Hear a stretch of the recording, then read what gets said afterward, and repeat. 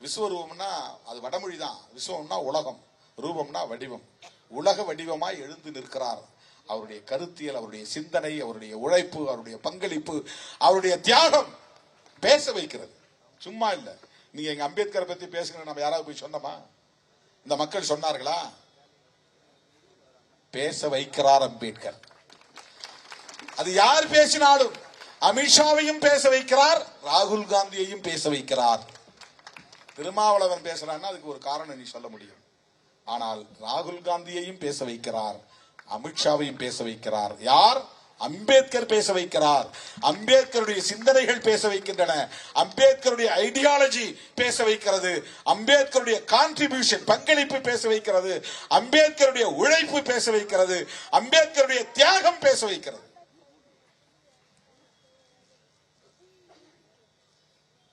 இனி எந்த சக்தியாலும் அம்பேத்கர் என்கிற பிரளயத்தை தடுக்க முடியாது.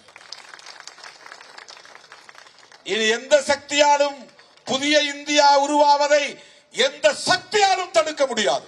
அம்பேத்கர் கண்ட கனவு நனவாகிறது.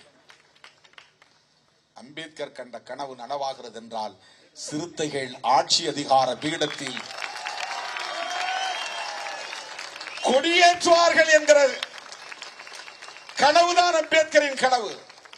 ஏன் சிறுத்தைகளை சொல்றேன்னா, இன்றைக்கு இந்தியாவில் அம்பேத்கரின் கொள்கைகளை உறுதிப்பாட்டோடு பேசுகிற இயக்கம் விடுதலை சிறுத்தைகள் கட்சி.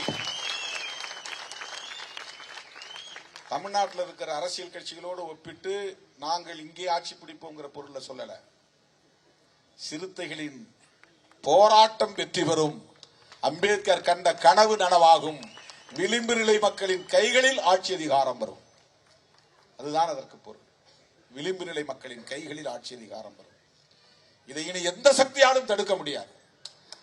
ஒரு 10 வருஷத்துக்கு முன்னாடி யாராவது அம்பேத்கர் பத்தி அப்படி பேசுவாங்களா? சிலைக்கு மாலை போறதுக்கே ரொம்ப தயங்குவாங்க.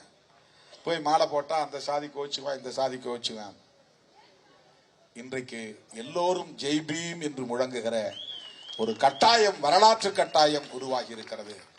எனது அருமை தோழர்களே, நாம் அம்பேத்கர் பெயரை உச்சரித்தது, ஞான பகவான் என்று சொன்னது ஏதோ ஒரு மத நம்பிக்கையை போன்ற அர்த்தத்தில் புரிந்து கொள்ளக்கூடாது. ஏதோ வீம்புக்கு நாம் இதை உச்சரித்தோம். 1000 முறை ஒருத்தர் உச்சரிச்சிருக்கிறோம். ஒரு ஆள் உச்சரிக்கும் போது 10 முறை, நாமளும் சேர்த்து 10 முறை உச்சரிச்சிருக்கிறோம். அந்த செட்ல இருக்கிற 10 பேரும் பேசினாங்க அப்படின்னா அதுல 100 முறை நானும் 100 முறை உச்சரிச்சேன், அவங்க 100 முறை உச்சரிச்சாங்க. 10 செட்டும் அப்படி 10 × 100 1000 முறை. 1000 முறைக்கு மேல் நானும் உச்சரித்திருக்கிறேன், நீங்களும் உச்சரித்திருக்கிறீர்கள். வரலாற்றில் இதுவரை யாரும் இப்படி ஒரு போராட்டத்தை நடத்தி இருக்க முடியாது. இந்த போராட்டம் எதற்காக என்றால், அம்பேத்கர் என்கிற பெயரை உச்சரிப்பதிலே உங்களுக்கு இருக்கிற எரிச்சல் இன்னும் கூடட்டும். உங்கள் அடிவயிறு எரியட்டும், உங்கள் அடிவயிறு எரியட்டும், பற்றி எரியட்டும். அதிலே சனாதனம் எரிந்து சாம்பலாகட்டும்.